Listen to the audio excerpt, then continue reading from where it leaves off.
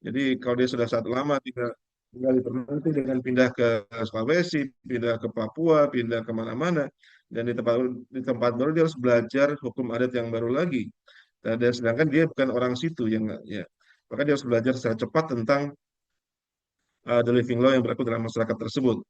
Juga kadang-kadang ada penolakan dari kalangan akademisi dan kalangan masyarakat sipil yang justru menilai penerapan living law dalam KUHP justru dapat mengkriminalisasi masyarakat dengan standar yang tidak jelas.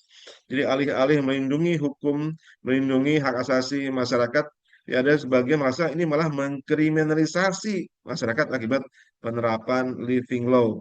Jadi ini sifatnya memang ada unsur yang harus diperhatikan ya. Satu sisi memberikan keadilan bagi masyarakat adat, sisi lain mungkin menimbulkan tantangan tentang potensi kriminalisasi bagi orang-orang yang mungkin merasa tidak tunduk dan tidak merasa itu menzolimi dia ya kan harus digunakan denda tadi 1 miliar dan 100 ekor babi. Ini mungkin buat sebagian orang malah memberatkan daripada menyenangkan. Jadi tidak semua happy dengan adanya living law itu. Ini mungkin kasus yang dekat dengan teman-teman sekalian ya, kasus yang juga heboh sampai beritanya ke Jakarta, kasus warga Maba Sangaji di Halmahera. Lawan perusahaan tambang, contoh konflik antara hak adat dan izin usaha pertambangan alias IUP. Karena izin itu kan yang mengeluarkan Jakarta, IUP mengeluarkan Jakarta. Sementara masyarakat tinggal di situ. Kadang-kadang juga, mohon maaf, pemerintah provinsi, kabupaten juga nggak tahu, tiba-tiba ada IUP terhadap lahan tersebut yang karena yang mengeluarkan dari Jakarta. Apakah ada koordinasi dengan Pemprov dan Pemkap atau Pemkot? Kadang-kadang tidak ada juga. Itu yang saya pelajari di Morowali di Sulawesi Tengah, di mana saya riset selama 3 bulan terakhir. Di sana IUP yang mengeluarkan Jakarta. Pemkap tidak tahu di mana lokasinya, di ruasnya berapa banyak, berapa besar, tidak tahu. Bahkan bahkan yang unik, kepala desa pun tidak tahu ada IUP di situ. Karena IUP itu dibuat di atas ya, pakai citra satelit mungkin ya. Mengambil data tanahnya dengan data di lapangan bisa berbeda. Bahkan yang konyol, seringkali IUP itu lebih luas daripada luas tanah yang faktual di masyarakat. Jadi orang bingung, ini petanya peta apa? Mana masa IUP-nya lebih luas daripada luas tanah yang sebenarnya? Ini yang jadi kacau. Pada Oktober tahun 2005, Pengadilan Negeri Sowasio menjatuhkan hukuman penjara pada 11 warga adat Mabasa Ngaji yang menentang operasi tambang nikel PT Position dengan hukuman lebih ringan dari tuntutan jaksa dipidana 5 bulan 8 hari. Mungkin kalau sudah ditahan bisa langsung dilepaskan. Eh, Hakim menyatakan bahwa para terdakwa tidak dapat diklasifikasikan sebagai pejuang lingkungan dan menolak penerapan living law, terutama karena keberadaan tanah adat yang sudah ratusan tahun menjadi warga setempat tidak diakui dalam pertimbangan putusan. Ini menarik ya, karena tanah adat memang tidak tertulis ya. Mungkin di BPN tidak tercantum, kadang tidak ada sertifikatnya juga, tapi dia ada dalam kehidupan sehari-hari masyarakat. Dia eksis di masyarakat, tapi seringkali tidak ada sertifikatnya. Ini yang menarik. Karena kenapa? Karena masyarakat adat tuh lebih banyak yang lebih tua, bahkan sudah ada, sudah eksis sejak negara Indonesia belum merdeka tahun 45. Itu sudah ada warga tanah adat dan masyarakat adat. Ini yang jadi menarik ya. Lalu mungkin kalau kita ingat kronologinya, teman-teman di Ternate lebih paham lah. 12 Mei, ritual adat pengajuan surat keberatan dilakukan warga. Juga kemudian warga ditangkap oleh aparat secara represif, 27 orang. 19 Mei, 11 warga tersangka. Mei sampai Agustus, proses hukum di sidang di Pengadilan Negeri Sowasio Ternate Tidore. Oktober 2025, vonis penjara 5 bulan diterapkan dan menolak living law. Jadi dianggap vonisnya adalah karena berdasarkan undang-undang pertambangan ya, akhirnya dianggap mengganggu usaha pertambangan, menghalangi usaha pertambangan, dikenakan vonis 5 bulan. Eh, Apa yang diancam di situ adalah eh, karena warga menolak aktivitas pertambangan yang dianggap merusak hutan, merusak sungai, dan merampas tanah adat mereka, ingin dengan surat keberatan dan tuntutan adat mengekspresikan hak kultural dan lingkungan masyarakat adat. Namun ritual tersebut dibubarkan secara represif oleh aparat gabungan TNI dan Polri yang menyebabkan penangkapan 27 warga termasuk 11 yang menetapkan tersangka. Para warga ditahan dengan tuduhan melanggar pasal-pasal KUHP seperti pemerasan, pengancaman, undang darurat tentang membawa senjata tajam. Ini undang-undang jadul ya, undang-undang zaman dulu tahun 51 dan undang-undang menebal terkait menghalangi kegiatan pertambangan berizin. Tuduhan bahwa warga membawa senjata tajam dipertanyakan karena peralatan seperti parang, ada alat biasa petani saat pergi ke ladang. Selama proses interogasi, warga mengalami kekerasan, menandatangani dokumen tanpa penjelasan, serta pemeriksaan yang non-prosedural tadi diatur oleh KUHP. Pada sidang, mereka divonis bersalah, hukumannya penjara 5 bulan dan 8 hari. Hakim menolak pengakuan living law atau norma adat sebagai dasar pembelaan, lalu lebih mengedepankan legalitas formal izin tambang. Jadi kalau tambang ada izin, ada IUP-nya, sementara tanah adat dianggap tidak ada sertifikatnya, dianggap bukan bagian dari tanah masyarakat. Ini putusan dianggap bentuk kriminalisasi terhadap perjuangan warga mempertahankan ruang hidup dan tanah adat mereka. Kasus ini mencerminkan konflik antara hak adat yang tidak dihadapi secara hukum formal dan kekuasaan korporasi serta negara dalam bidang pertambangan. Kasus telah memicu aksi solidaritas menuntut pembebasan warga adat dan kritik tajam terhadap praktik kriminalisasi masyarakat adat yang melibatkan aparat serta penegakan hukum yang mengabaikan nilai sosial dan budaya lokal. Maka perlu dijadikan refleksi, eh, kita perlu merenung perlunya perlindungan hukum yang adil dan inklusif untuk masyarakat adat dalam menghadapi perusahaan dan kebijakan pertambangan di Indonesia. Yang menarik adalah kebalikannya teman-teman sekalian, di Riau ataupun di Sumatera justru sebaliknya. Ada NGO bernama Sawit Watch atau pemantau sawit mengapresiasi putusan Mahkamah Konstitusi 181 2024 yang memberikan perlindungan hukum bagi masyarakat yang hidup turun-temurun dan melakukan kegiatan perkebunan di kawasan hutan. Sawit Watch, perkumpulan pemantau sawit, merupakan pemohon yang mengajukan perkara uji materi tersebut yang mengatakan dikabulkan, jadi masyarakat boleh apa namanya eh, apa namanya boleh melakukan kegiatan perkebunan di kawasan hutan. Itu kan biasa dikelola oleh perhutani ya. Atau, harus, tapi masalahnya ada masyarakat yang memang tinggal di hutan ya. Suku-suku kayak tadi mungkin ada suku Togutil ya. Kalau di eh, Halmahera, kalau di Riau ada suku Sakai, suku Kubu, suku Anak Dalam. Ada ada orang Baduy juga mungkin kalau di Banten, di Jawa Barat dan sebagainya. Mereka hidup turun-temurun dan melakukan kegiatan aktivitas di kawasan hutan yang seringkali berbenturan dengan hutan kawasan hutan produksi atau hutan yang ditetapkan oleh pemerintah. Di contoh lain adalah konflik status hutan adat di Sintang, Kalimantan Barat, bahwa masyarakat adat di Ketungau Hulu di Sintang memprotes keberadaan Satgas dan minta kepastian status hukum hutan adat mereka.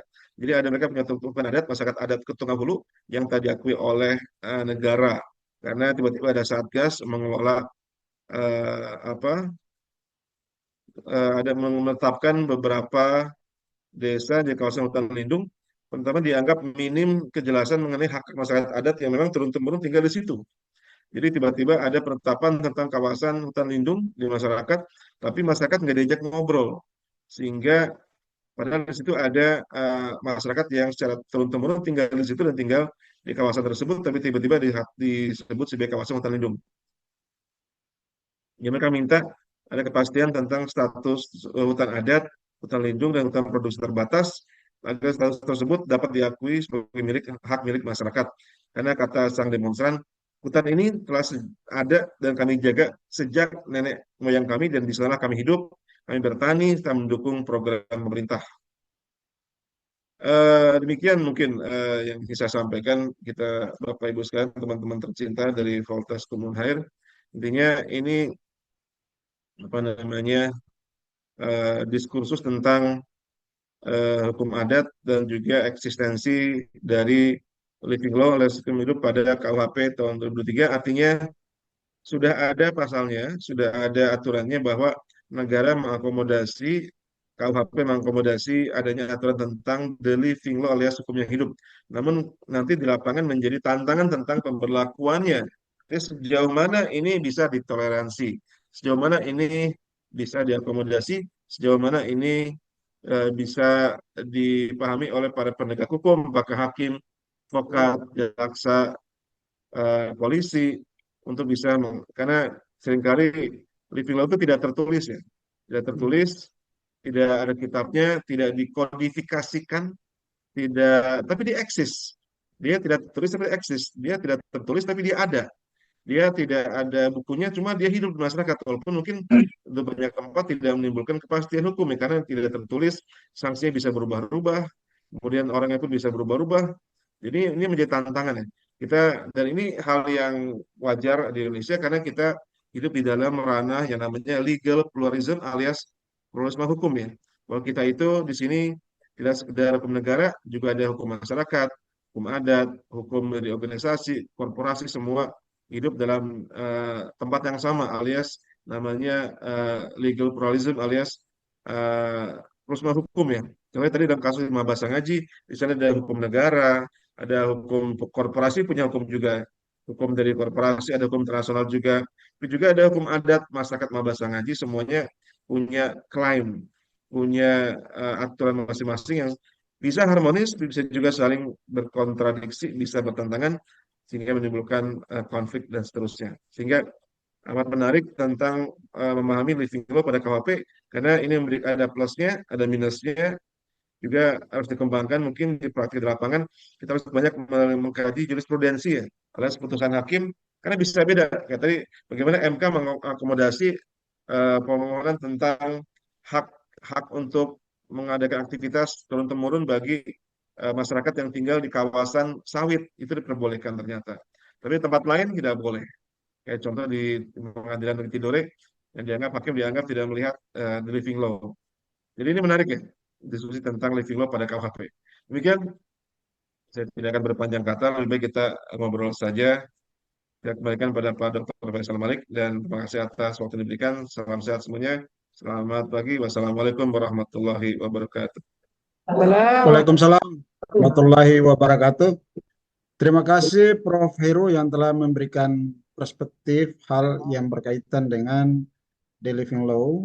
Eh, Kemudian bagaimana tantangannya ketika the living law itu dikaidahkan atau dinormakan dalam Undang-Undang Nomor 1 tahun 2023.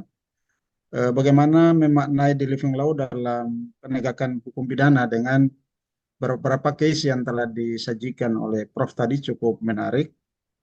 Apakah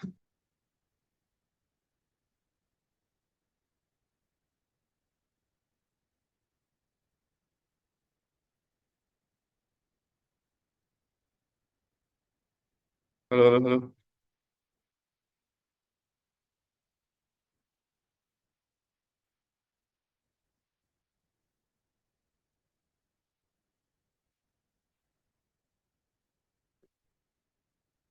Halo, halo.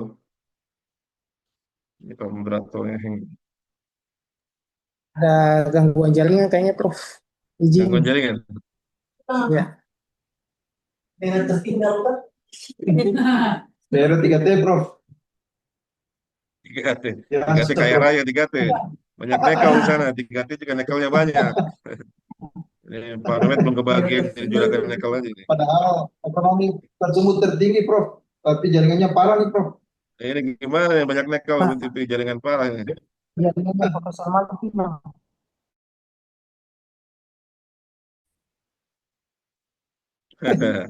Sudah terjadi. Kemarin lagi terlempar ya Pak moderator terlempar. Ya, kita tunggu saja. Sepertinya Prof. Iya, izin Prof keluar.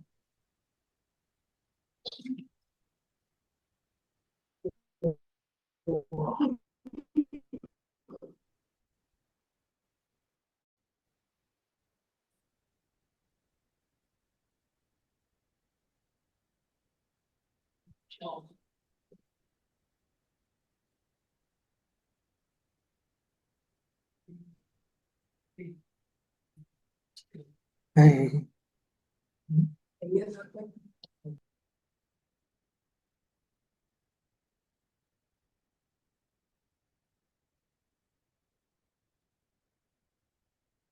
Bagaimana kita menunggu moderator atau jalan saja?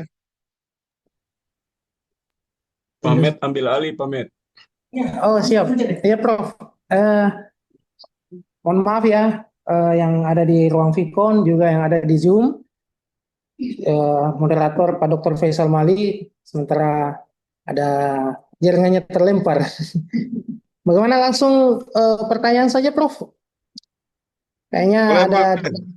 iya ada di kalangan dosen juga ada mahasiswa. Tapi kita utamakan mahasiswa dulu ya. Ada mahasiswa? Oke, satu Boleh orang. juga mahasiswa boleh, mahasiswa boleh. Utamakan dosen dulu, Eh, Met. Ini mahasiswa dulu, Pak. Ya, Pak Faisal sudah muncul lagi, Pak Faisal Malik sudah muncul lagi. Ya, oh, siap. maaf, Oh, Prof. siap. Signal di ruangan saya timbul tenggelam, Prof. Jadi saya mohon maaf. Ya, aman Pak. Pak Faisal di kampus tidak? Di kampus, Prof. Di ruangannya Pak Mehmet. Waduh, ruangannya Pak Mehmet ini Oh, kurang Pak Mehmet. bersahabat ini. Gimana ruang Pak Mehmet ini? Iya, ruang Kadang pengelola orang gimana ini? Ya, baik, kan banyak tambangnya, teman, kalau teman-teman. di Maluku Utara tidak dapat gini. Halo, didengar, Pak Mehmet? Dengar, dengar, dengar, dengar, dengar. Ya, ya, saya kira teman-teman peserta kuliah umum, kita telah diberikan perspektif yang sangat luas oleh Prof. Heru tadi berkaitan dengan bagaimana eh, living law yang telah dikaidahkan dalam Undang-Undang Nomor 1 Tahun 2023 yang kira-kira sekitar kurang dari 3 bulan akan diberlakukan. Tadi di akhir paparan telah disampaikan oleh Prof. Heru bahwa apa kira-kira yang menjadi tantangan pemberlakuan tentang hukum pidana adat itu. Saya melihat bahwa apakah the living law yang telah dikaidahkan itu akan dijadikan sebagai hal yang meringankan ataukah hal memberatkan atau hal yang dilakukan pembenaran dalam melakukan suatu perbuatan itu yang kira-kira harus menjadi fokus poin kita dalam kuliah umum kita yang akan ditanyakan kepada Prof. Heru atau dibagikan kepada Prof. Heru. Untuk itu pada sesi pertama ini diminta kepada 3 penanya. Yang pertama dari mahasiswa dulu, yang kedua dari dosen, dan yang ketiga dari mahasiswa. Kepada adik-adik mahasiswa, monggo disilakan pertanyaannya. Silakan, adik maju depan deh Halo, supaya suaranya. ya, silakan. Izin Pak Dokter, ada. Ya, Maju lagi deh. baik. Terima kasih. Assalamualaikum Disampaikan namanya. Maju lagi deh, maju. Perkenalkan, saya PJ Gandati, Mesir Sabah Kajian Ketigo. Langsung saja, Assalamualaikum kawan-kawan. Maaf lagi. Langsung saja, saya mengikuti catatan dari buku yang saya baca, prinsip-prinsip hukum pidana yang ditulis oleh Prof. Edi. Nah, dalam bab asas legalitas, catatan Prof. Edi menjelaskan bahwa asas legalitas kita pada KUHP baru ini tidak bersifat absolut karena ada ketentuan pasal 2 secara implisit mengakui keberadaan hukum yang hidup dalam masyarakat. Nah, langsung saja pertanyaannya adalah apakah pengakuan terhadap living law dalam KUHP baru benar-benar mampu mewujudkan keadilan substantif dalam masyarakat ataukah dapat menimbulkan ketidakpastian hukum karena berbagai macam hukum adat di Indonesia. Terima kasih. Jelas, Terima Prof. kasih. Jelas Jelas, pertanyaannya. Ya, pertanyaan Bang. Yang kedua kepada teman-teman dosen, silakan. Assalamualaikum. Dari siapa? Assalamualaikum, Pak Ya, Moderator. silakan. Pak Dr. Ansar, silakan. Pak Kodi.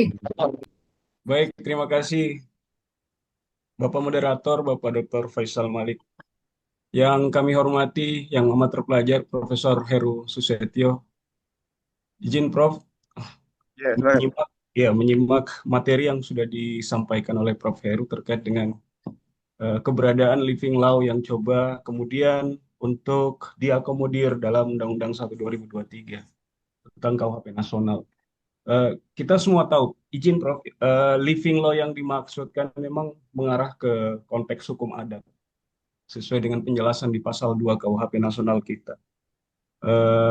Para perumus undang-undang pun juga memiliki landasan, tentunya sudah memiliki landasan filosofi, landasan sosiologi, dan landasan yuridis yang menjadi rasio legis kenapa living law secara konsep itu diakomodir dalam konteks KUHP nasional kita. Tadi juga Prof menyampaikan bahwa banyak perdebatan terkait dengan eh, muat tidaknya konsep living law dalam kodifikasi hukum pidana kita, karena ada asumsi yang menyatakan bahwa ini bisa jadi sebagai bentuk kriminalisasi masyarakat dengan standar yang tidak jelas tadi, Prof. Ya. Terlepas tadi Pak Moderator menyampaikan bahwa bisa saja ada living law ini bisa dijadikan dasar pembebasan seseorang, mungkin dalam konteks judicial pardon, ya, pemaafan oleh hakim atas tindak pidana adat yang telah dilakukan. Cuman memang dalam perdebatannya, izin Prof, kalau saya pernah membaca artikel berita, eh, Profesor Edi pun itu sebenarnya termasuk perumus yang awalnya menolak konsep the living law, ya, bersama dengan Prof. Harkristuti Harkrisnowo kalau tidak salah di suatu artikel berita. Cuman memang dalam dinamikanya kemudian beliau bersepakat, tapi berawal dari keraguan beliau yang menyebut bahwa memang the living law itu, tindak pidana adat itu, secara elemen sebenarnya ada. Cuma secara base tandelnya itu yang tidak ada, ya, secara perumusan tindak pidananya dalam konsep tertulis, itu Prof. Sehingga ini bisa membuat implikasinya mengarah kepada beban pembuktian jaksa nantinya dalam dalam persepsi kita bahwa sangatlah rumit atau terlalu complicated untuk bagaimana membuktikan itu semua jikalau memang unsur bestandelnya itu tidak ada. Nah, saya mau bertanya secara singkat, Prof.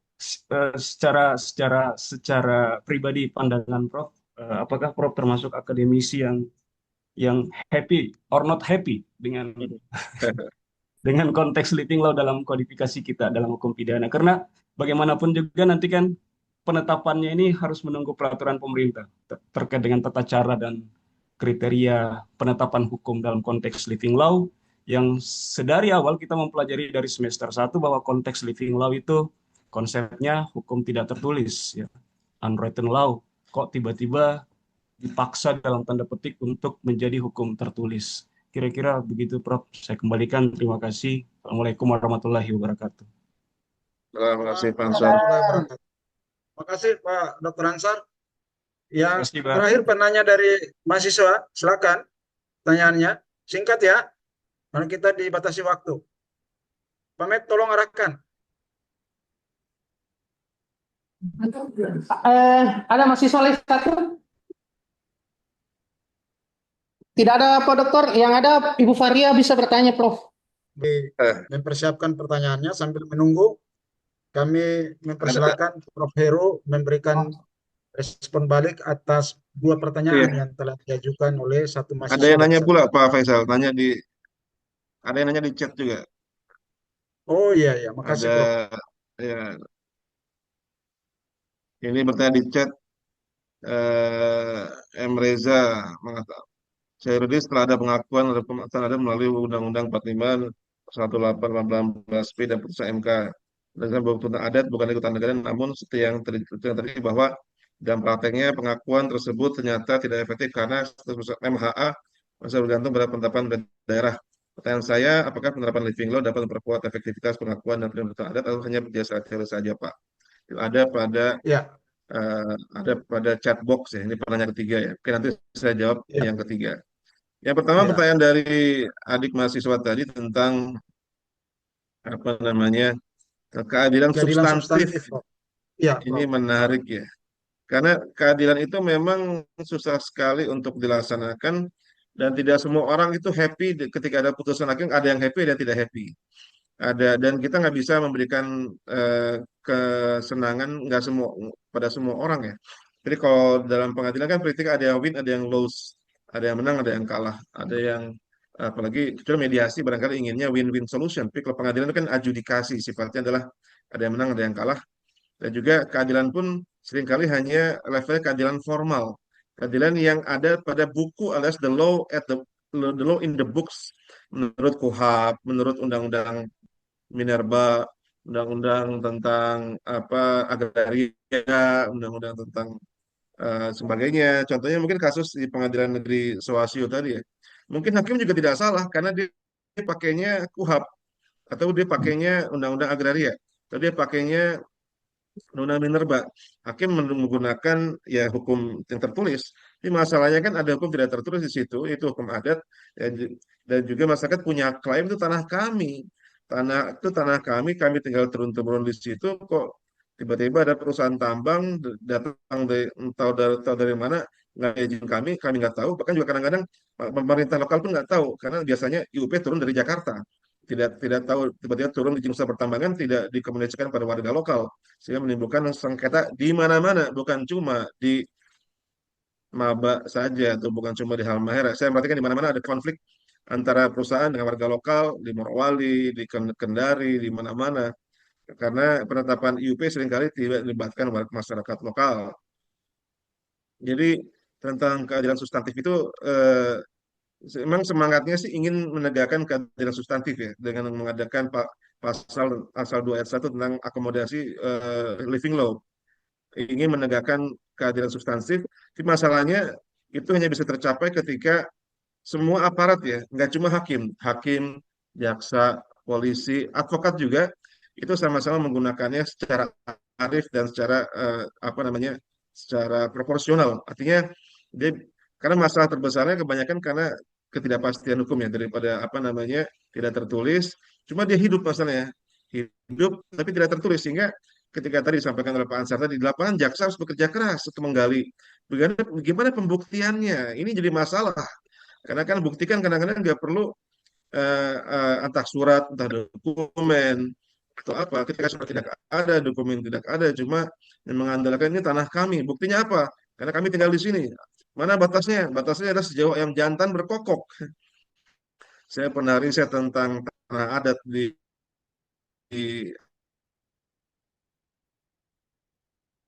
apa namanya Kalimantan bingung gitu.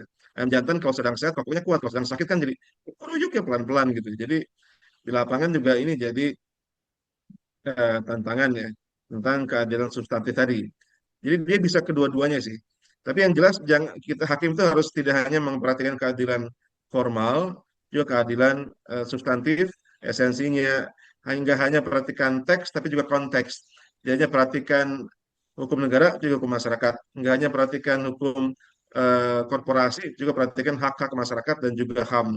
Jadi memang jalan panjang menuju keadilan substantif itu juga bukan tidak mungkin bisa dilaksanakan selama ke semua pihak sama belajar, ingin memahami. Jadi ya semua masyarakat, jaksa, hakim, polisi, advokat, eh, Pemda, Pemkap, termasuk juga perusahaan ya. Karena perusahaan jangan hanya merusak lingkungan, mengambil sumber daya alam dari daerah, tapi tidak, tapi malah mencederai masyarakat lokal. Jadi harus semua juga harus sama-sama berkontribusi. Jadi keadilan substantif itu harus diperhatikan di samping keadilan yang sifatnya formal, yang prosedural. Berikutnya adalah pertanyaan kedua dari Pak Ansar tadi, Pak Dr. Ansar, memang Siap, Prof. living law bisa kedua-duanya, bisa mengarah kepada keadilan bagi warga ataupun bisa mengarah pada kriminalisasi. Kayak tadi itu ya, apa namanya eh, di Papua tadi, ketika didenda 1 miliar rupiah dan 100 ekor babi, mungkin yang punya duit happy happy aja, asik, cuma didenda doang. Yang nggak punya uang, dia merasa, waduh ini saya nggak punya uang 1 miliar, apalagi harus 100 ekor babi, mahal sekali gitu ya. Jadi buat sebagian mungkin yang punya uang asik-asik aja, tapi yang nggak punya uang malah jadi musibah harus membayar hal tersebut. Atau mungkin saya merujuk kepada kasus apa namanya di Aceh ya, karena Aceh saya riset khusus tentang Aceh selama ini tentang hukum hukum pidana pidana Islam di Aceh. Di sana itu justru banyak warga non Muslim memilih kan kalau orang non Muslim kan punya dua pilihan di Aceh. Mereka boleh ikut konon jinayat, boleh ikut hukum nasional ya. Mau ikut yang mana ada sanksinya. Kebanyakan malah memilih untuk ya udah dicambuk aja deh, langsung selesai daripada saya di penjara mending dicambuk aja. Cambuk pun di sana kan juga mohon maaf tidak keras sekali. Lebih ke cambuk tuh nggak boleh tangannya nggak boleh bengkok cambuk di Aceh itu. Jadi kalau ada sanksi adat ya, sanksi hukum pidana Islam di Aceh, dia lebih memilih untuk dicambuk saja daripada di penjara. Kan dicambuk selesai langsung sehari. Kalau di penjara kan perlu berbulan-bulan, bertahun-tahun. Jadi banyak milih, mendingan disanksi secara adat saja. Karena langsung selesai ketimbang penjara.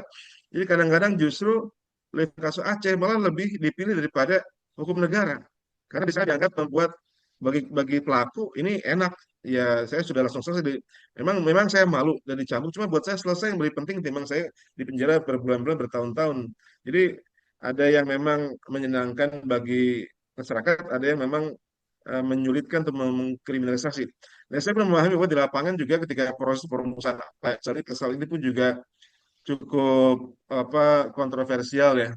Saya juga dengan Prof. Tuti, Prof. Tapo Santoso, Bu Sulastini Skriptiasi almarhumah yang merumuskan langsung, dan memang diskursusnya cukup serius ya tentang kait dengan itu, apa namanya, dan memang gimana saya setuju pada pasal tersebut karena saya pengajar antropologi hukum dan saya pengajar sosiologi hukum, saya pengajar sosial-legal.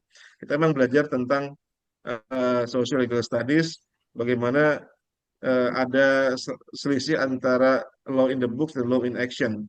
Tapi saya juga setuju dengan saya juga pengajar HAM pada saat bersama, saya pengajar pidana. Artinya jangan sampai penerapan living law itu juga malah mencederai hak asasi masyarakat, terutama yang alih-alih itu melindungi malah ada yang tercederai gitu. Kayak tadi mungkin bagus ya kayak di Sulawesi Tengah, pakai knalpot brong atau pakai buang sampah sembarangan dikenakan sanksi berupa 2 ekor kambing. Masalahnya nggak semua mampu bayar kambing gitu ya. Kalau kambing katakan 3 juta seekor, yang bawa motor borong itu masa pemuda miskin, akhirnya malah memberatkan dia. Atau mungkin buang sampah sembarangan, ngebuang sampahnya orang pemulung yang miskin, akhirnya buat dia malah berat harus mengganti dengan seekor kambing. Jadi saya kira harus proporsional ya. Masalahnya tidak tertulis, jadi tantangan antara penerapan living law yang menimbulkan keadilan dan hadirnya susah. Karena adil itu seringkali tidak sama untuk semua orang. Buat saya adil, buat Bapak mungkin enggak. Buat tetangga kita mungkin tidak. Buat saya adil, buat orang lain tidak. Contoh yang apa namanya, kayak yang kemarin lagi ada kasus di mana namanya pondok pesantren misalnya di Sidoarjo yang ya ambruk ya, yang rubuh, musolanya rubuh, akhirnya 66 santri meninggal dunia, ada 100 orang kemudian santri kemudian dirawat. Kemudian ada rencana untuk kembali membangun kembali pondok pesantren Al-Hozini di Sidoarjo dengan menggunakan dana APBN. Ini ada yang protes, jangan dong pakai APBN, itu kan pesantren swasta, kenapa negara harus bayarin APBN? Ya, yang lain akan protes. Nah, ini jadi tantangan. Jadi ada yang senang karena akan dibangun dengan dana APBN, juga ada yang marah. Kok pesantren swasta dibangun dengan dana APBN, APBD, itu kan duit rakyat, duit pembayar pajak, bukan duit perusahaan, bukan duit pesantren. Jadi ini resiko suatu tindakan ya. Ada yang happy, ada yang unhappy. Kalau saya sendiri, saya mendukung living law selama memang tidak mencederai hak-hak asasi masyarakat secara umum, juga tidak bertentangan dengan HAM, tidak bertentangan dengan UUD 45, Pancasila, dan ini kenyataannya sulit. Cuma sebagai suatu aturan, saya sih happy dengan adanya pasal tersebut ya. Tapi memang di lapangan tantangannya, Pak Ansor dan Bapak Ibu lainnya, memang memerlukan hakim, jaksa, polisi, advokat, termasuk akademisi yang memang mau belajar, nggak dan mau baca, mau mendengar, mau turun ke lapangan. Nah, tantangannya kan hakim kan praktek kerja cuma 4 tahun, 3 tahun di daerah tersebut akan pindah lagi. Mungkin yang sekarang di hakim PN Swasio mungkin akan pindah ke Sulawesi, pindah ke Papua, pindah ke Jawa. Jaksa yang ada di Tidore mungkin akan pindah juga ke kabupaten lain. Ya, jaksa Ternate kan pindah ke Buton, ke Bau-Bau. Jadi mereka belum sempat selesai belajar, hukum adat udah pindah lagi. Tantangan sih, karena kita dipaksa belajar cepat, dipaksa banyak memahami, tapi kadang-kadang waktu kita buat belajar itu sedikit. Cuma sekarang kan ada sosial media, kita bisa belajar cepat asal ada kemauan saja. Semua kita menjadi orang-orang yang terus belajar. Makasih Pak Hansel pertanyaannya. Yang ketiga di chat ya dari Saudara Reza, M Reza, saya kurang paham ini dosen atau mahasiswa. M Reza V, Rope. Bagaimana pengakuan hutan adat oleh UUD 45 sudah juga ada putusan MK tentang hutan adat, bukan lagi hutan negara, namun tapi di lapangan tidak efektif karena penetapan MHA alias masyarakat hukum adat tergantung pada penetapan pemerintah daerah atau Perda. apakah penerapan living law itu dapat memperkuat efektivitas pengakuan dan perlindungan hutan adat atau secara teori saja berlakunya? Jawaban saya eh, lebih cenderung teori. Walaupun juga bukan tidak mungkin bisa lebih efektif, tapi perlu dukungan dari semua pihak tentunya, karena kalau hanya hakimnya progresif, jaksa tidak progresif, advokat tidak progresif, Pemda tidak progresif, progresif tidak kooperatif, itu nggak jalan semuanya. Jadi saya kira kalau eh, kalau apa namanya hanya peraturannya berhenti pada undang-undang, tapi di lapangan nggak berlaku, akhirnya dia cuma jadi pemanis kayak gula ya, pemanis buatan aja gitu. Atau gula dia dia jadi lebih cenderung kayak teori saja. Dan kita sudah sering diberi mendapat panggung drama negara ini, bagaimana hukum bisa diputarbalikan, ya.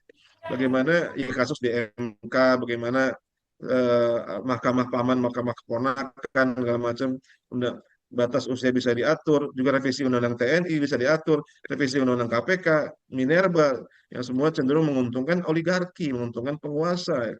Jadi kadang-kadang secara teorinya, secara hukumnya baru bagus, di lapangan nggak berjalan. Nah, ini makanya tantangan kita semua untuk membantu mengawal. Mari kita kawal, mari kita kontrol penegakan hukum itu supaya tidak sekedar jadi pemanis buatan, cuma benar-benar pelaksana. Maka peran dari mahasiswa sangat bagus. Ini teman-teman mahasiswa saya sarankan bisa ikut mengajukan uji material ya ke Mahkamah Konstitusi atau ke MA untuk peraturan di bawah undang-undang.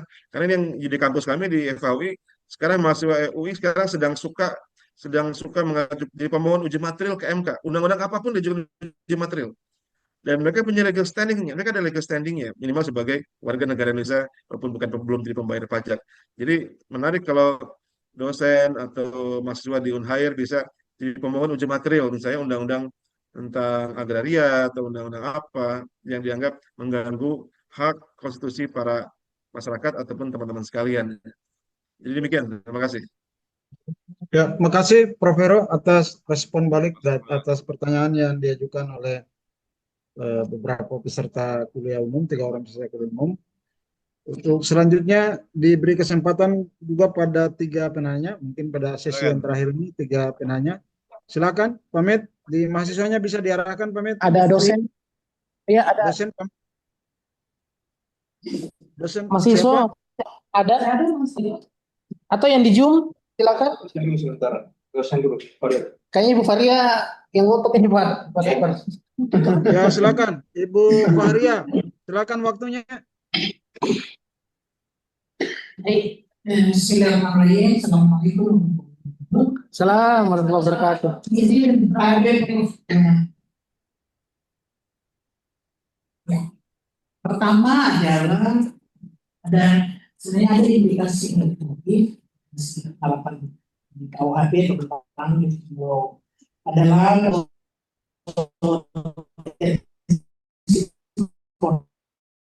konflik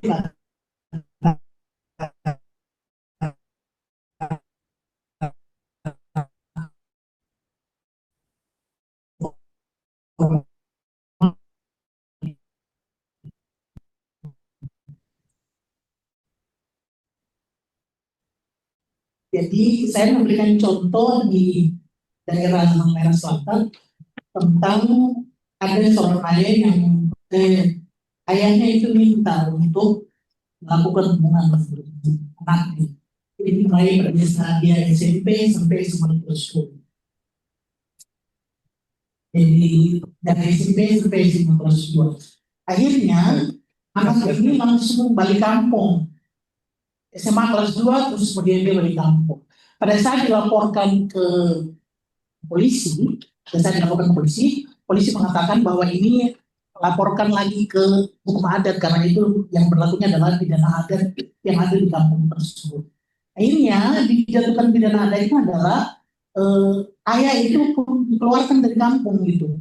Batas waktunya tidak ditentukan, tapi dia hanya dihukum kalau di sini kayaknya dipukul dengan lidi gitu, cumanya 40, jadi pukul dengan lidi dari pohon kelapa, jadi pukul dengan lidi aja gitu Prof. Jadi akhirnya tidak diterapkan kasus pemerkosaan itu atau pelecehan seksual terhadap itu, tapi hanya dipakai dalam hukum adat.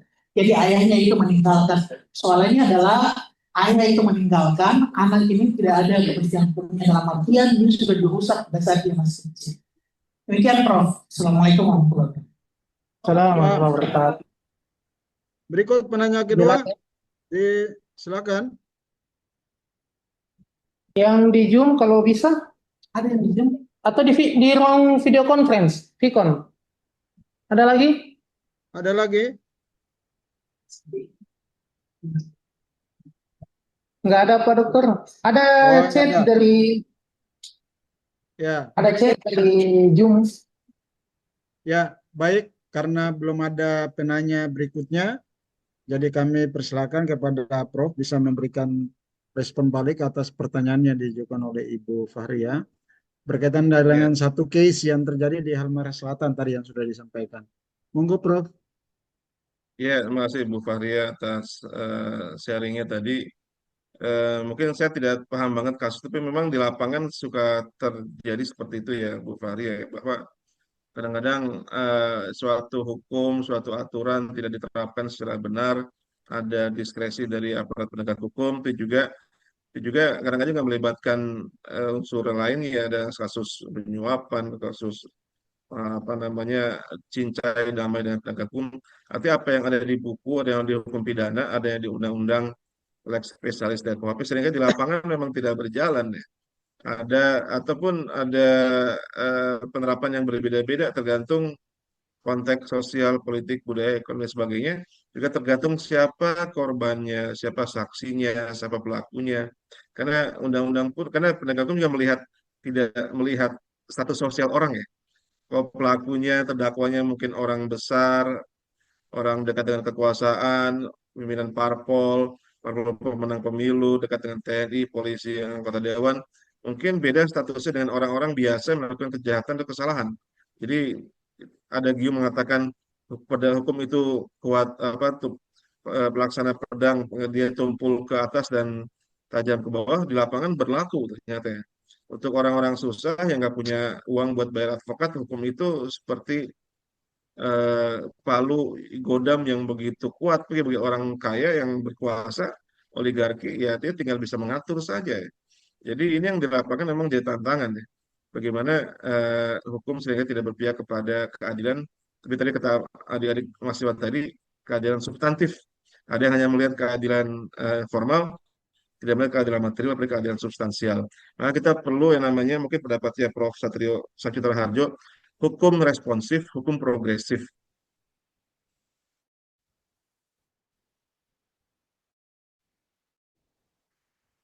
Hukum yang memang tidak, tidak sekedar mendukung keadilan formal, keadilan material, keadilan substansial. Sehingga proses dalam pangan hukum keadilan restoratif ya KUHP bukan rehabilitasi di mana adalah ultimum alias emang terakhir baru mana ya adalah yang terakhir ada bentuk penghukuman penjara. Kenapa? Karena penjara juga sudah penuh, overcrowded, over capacity, sementara anggarannya juga terbatas, udah terbatas, napinya ataupun andikpasnya banyak. Ini akhirnya uang pembayar pajak habis untuk bayar orang di penjara saja. Nah ini maka perlu pendekatan keadilan substansial. Selama tidak perlu di penjara, nggak usah di penjara. Selama tidak bisa dikenakan RJ, kenakan RJ, tapi dengan acuan dan ini yang kuat. Dan jangan lagi ada diskriminasi keadilan formal, keadilan ala undang-undang yang ala tertulis, dikurang menggali keadilan dalam masyarakat, ada keadilan substansial dan keadilan material. Ini yang apa namanya memang walaupun jadi eksistensi masyarakat pun juga akhirnya dipertanyakan. Kedua memang kekurangannya memang pembuktian ya apa Ghazali Faraman ya. Karena kadang-kadang susah untuk membuktikan apakah Anda benar-benar masyarakat adat, buktinya apa gitu.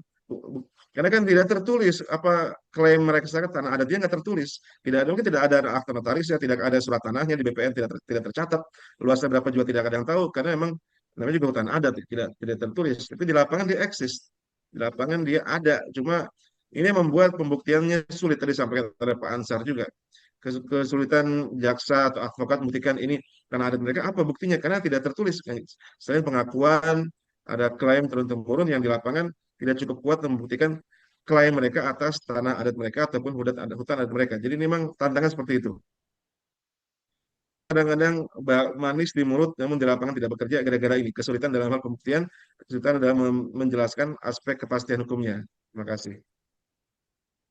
Ya, Pak Met, sudah tidak ada lagi mahasiswa, Met? Ada Pak, yang ada. Ada nih baru semangat. Ada Pak dari Vicon ini Pak. Izin. Halo? Iya ada Bisa, Pak. Met? Ada. Ada Ya, Pak. tapi karena kita waktu ya, jadi kita batasi cukup 2 ya, Met. Oke, 2 ya, sama di belakang ya. Maju Ya. ya. Terima kasih kesempatan yang telah diberikan kepada saya. Baik Pak Pos, saya ingin menanyakan terkait sebuah suara pemeriksaan haji yang ditahan karena dinyatakan bersalah. Jadi jika itu mau diabaikan dalam penyelesaian konflik karena adat, apakah berarti hukum adat yang diakui sebagai simbolik, tetapi tidak profesional dalam praktik peradilannya? Terima kasih Pak Prof. Jelas Prof. Pak Dokter. Kurang jelas, tolong dibacakan Oke, dulu. ulangi. Kurang jelas, Pak Met. Tolong Bang Mehmet aja ulangi Bang Mehmet. Met, ulangi saja, Pak Met. Atau Pak Ya. Ya, Met. saya enggak. Baik Pak Prof. Saya ingin menanyakan terkait 11 warga pemeriksaan haji yang ditahan karena dinyatakan bersalah. Jadi jika ini mau diabaikan dalam penyelesaian konflik tanah adat, apakah berarti hukum adat hanya diakui sebagai simbolik, tetapi tidak profesional dalam praktik peradilannya? Terima kasih. Tolong Bang Mehmet diulangi Bang Mehmet. Met, ulangi, Met. Tidak jelas di sini, kita nggak dengar, nggak jelas. Tidak, kenapa sih? Iya, ini mana pertanyaannya mana? Tadi saya menangkap tentang Iya. hak tentang Ini Prof, hukum adat. izin jika living law diabaikan dalam penyelesaian konflik tanah adat. Nah, apakah berarti hukum adat hanya diakui sebagai simbolik, tetapi tidak operasional dalam praktek di peradilan? Oke, Pak Met. Ya. Berikutnya Terima kasih, penanya kedua Adik. dulu. Ya, Kedua. Silakan. Oke, kedua. Jelas suaranya sih. Terima kasih. Apa nampilnya kita? Terima kasih. Assalamualaikum warahmatullahi wabarakatuh. Perkenalkan, nama Asri Malelo. Di sini saya akan menyentuh sedikit bagaimana permasalahan sifat suara kamar haji. Dan kemarin sudah diputuskan bersalah di tanggal 16 Oktober di hari Kamis. Nah, dengan Undang-Undang Minerba di pasal 1 yang 2. Nah, jadi pertanyaan saya di sini, apakah boleh tidak permasalahan mengenai dengan 11 warga ini diselesaikan secara adat di Kesultanan Tidore? Mungkin itu Pak Prof. Ya, Apakah Prof. Ya, Oke, jadi yang kedua. Mama, pertanyaan kedua tolong diulangi Bang Mehmet, tolong diulangi lagi. Boleh? Oke, diulangi. Met sudah selesai tidak Bang Met, terlalu. Met bacakan ulang saja, Met. Met bacakan ya. ulang. Dia mah. Izin Prof disampaikan bahwa kasus yang 11 orang 11 orang Iya. di Maba itu apakah harus diselesaikan secara adat di Kesultanan Tidore? Itu aja harus diselesaikan di Kesultanan Tidore karena pakai Maba. Makasih Prof. Iya. Ya, Prof. Kasih. Jadi Maba Sengaja ini Ibu menjadi Maria, tren cukup jelas. secara nasional, termasuk apalagi di Maluku Utara, Prof. Oleh karena itu, Prof berkenan untuk memberikan respon ulang terhadap pertanyaan-pertanyaan dimaksud. Silakan, Prof. Terima kasih Pak Moderator, Pak Dr. Faisal Malik. Juga pertanyaan oleh 2 mahasiswa. Tadi yang perempuan, saya lupa namanya, juga yang terakhir abang-abang yang laki-laki. Ya, tentang tentang hukum adat, apakah masih eksis di pengadilan? Ya, dari Mbak yang perempuan tadi, kenyataannya kalau di KUHP yang baru itu harus hakim mengakomodasi. Bahkan juga di hukum agraria pun juga menyatakan dasarnya hukum agraria nasional juga hukum adat dasarnya gitu. Betul. Masalahnya di lapangan itu tidak semua pengadilan mengakomodasinya. Bukan cuma pengadilan, juga kejaksaan, kepolisian, advokat, masyarakat umum tidak semua mengakomodasi dan menggunakan hukum adat. Masalahnya karena kesulitan pembuktian menghadirkan bukti tertulis, seringkali begitu ya. Karena apa bukti Anda sebagai MHA, sebagai masyarakat hukum adat, buktinya apa? Apa bukti ini tanah adat kalian? Apa buktinya ini tradisi kalian, mana buktinya? Karena susah pembuktian karena emang tidak tertulis. Cuma harusnya diakomodasi oleh hakim karena pembuktian bisa dari cerita turun-temurun, pengakuan, klaim dan sebagainya itu bisa disebut sebagai bagian dari pembuktian. Jadi emang jangan hakim dan jaksa, advokat, polisi harus terus belajar dan menggali, memahami the living law tadi. Jangan hanya berpatokan pada hukum tertulis, tapi hukum yang tidak tertulis, dan juga menggali dari masyarakat apa yang benar-benar hidup dalam masyarakat, walaupun dia tidak tertulis dan tidak ada bukunya, cuma hidup dalam masyarakat. Jadi memang perlu kerja keras untuk penegak hukum ya, dan kemauan. Yang kedua tentang tadi konflik di masyarakat adat Mahabahasa Ngaji dengan PT apa position, apakah biasa disesuaikan dengan pendekatan hukum adat Kesultanan Tidore? Ya, apakah masalahnya hukum tersebut sudah benar-benar eksis? Apakah masyarakat masa tunduk atau tidak sekarang? Apakah masyarakat ada zaman sekarang lebih taat sama sultan atau taat sama bupati? Taat sama lurah, camat, desa atau taat dengan sultan? Taat dengan perangkat adat atau taat dengan apa? Dengan Sultan Tidore masalahnya. Soalnya ini kalau tidak diberikan kekuatan dari segi undang-undang tidak kuat ya. Contohnya di Jogja kuat. Karena Jogja itu ada undang-undang menyatakan keistimewaan Jogja, Sultan Jogja sekaligus Gubernur Jogja. Wagub Jogja sekaligus Paku Alaman. Jadi Paku Alaman sekaligus otomatis jadi Wagub Jogja. Sultan Jogja otomatis jadi Wagub Jogja, jadi Gubernur Jogja gitu. Jadi mereka punya kekuatan yang datang dari negara. Sama seperti Aceh. Perangkat adat diberikan kekuatan karena ada konun jinayatnya, ada perda tentang pidana Islam di sana memperkuat peran dari pengadilan adat. Juga ada panglima laut, di Aceh ada panglima laut, ada pemimpin adat yang berkuasa di laut dan di sungai. Di sana dikuatkan oleh perdanya.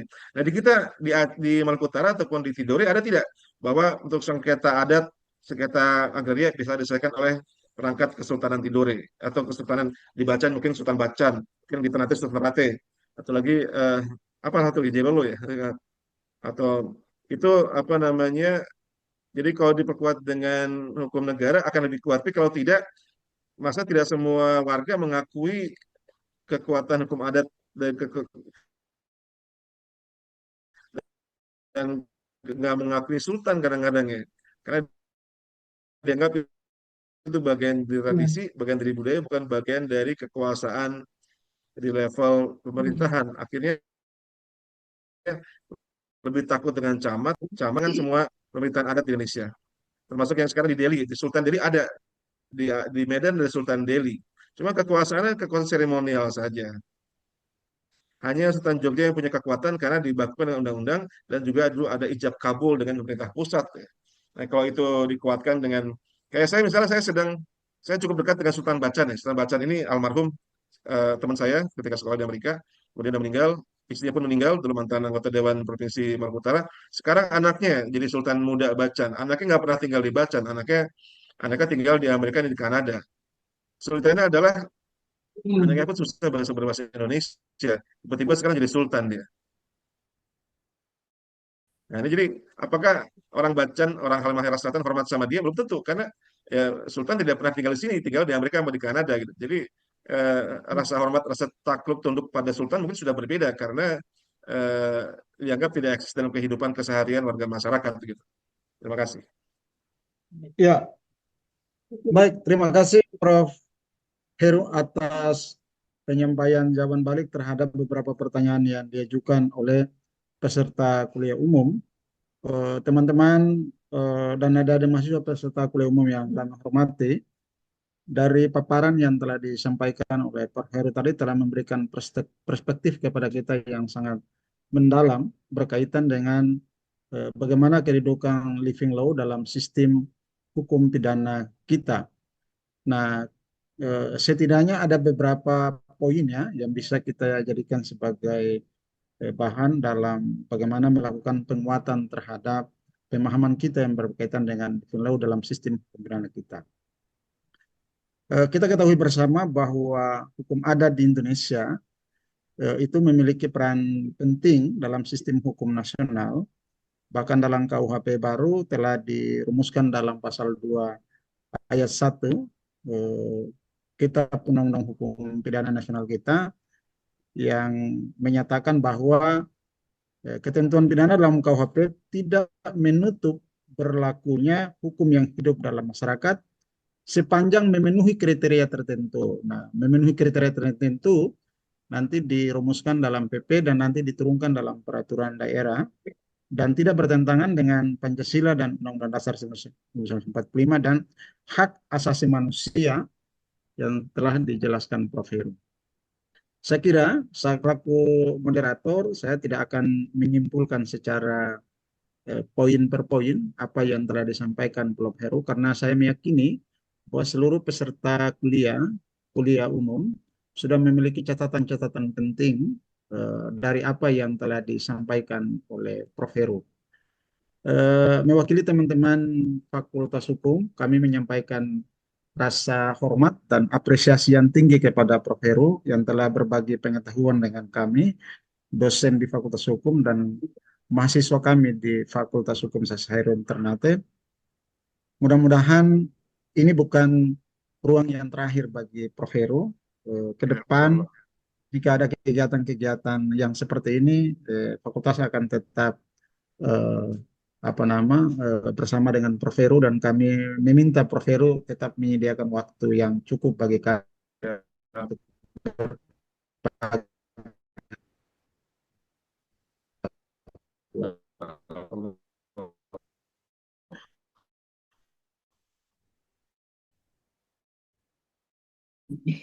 Pada pagi hari ini.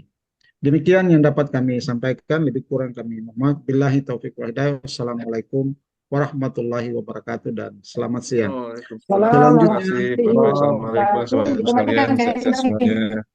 Selanjutnya saya serahkan kepada Pak Mufti Jafar alias Pak Mehmet untuk memandu. Terima kasih. Baik, terima kasih kepada Bapak Dr. Faisal Malik SHMU selaku moderator dan Pak Prof. Heru Susetio selaku narasumber atas pemaparan materi dan diskusi yang sangat informatif. Baiklah, terima kasih kepada Bapak Ibu dosen yang telah hadir baik di ruang Vicon maupun melalui via Zoom dan juga teman-teman yang telah hadir di sini. Akhir kata, mari kita tutup kuliah umum dengan membaca hamdalah bersama-sama. Alhamdulillahirrahmanirrahim. Wabillahi taufiq wal hidayah. Wassalamualaikum warahmatullahi wabarakatuh. Waalaikumsalam. Waalaikumsalam wabarakatuh. Terima kasih, Prof. Terima kasih Pak Faisal. Selamat, Prof. Siap, Prof. Pak Faisal Jamil, Pak Terima kasih, Jamal, Pak Mahmud, Pak Mehmet semuanya. Salam sehat semuanya. Salam sehat, Prof. Hitung. Salam sehat, Prof. Salam sehat, Prof. Pak kalian. Prof. Ya, siap. Salam sehat, Prof. Salam Khususnya kalah, Juventus Prof. tidak. Tidak salam Juventus tidak. Salam Oke, Manchester ada City. itu, terima kasih. Terima kasih. Salam Malut United boleh. Malut United. Menang, Malut United menang, Prof. Oh, ini menang, Apa itu? Prof. Siapa menang? Menang semalam. Kalahkan Solo, Prof. Kalahkan Solo, Prof. Rupanya kalah, kasihan Buffon parah. Yang ketawa-ketawa Pak Cali.